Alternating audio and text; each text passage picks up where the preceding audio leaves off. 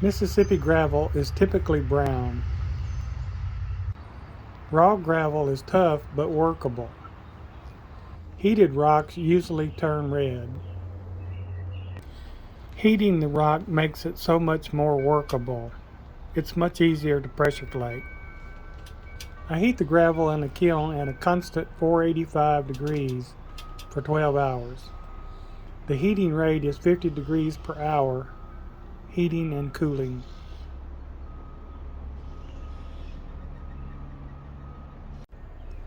Some is loaded with fossils.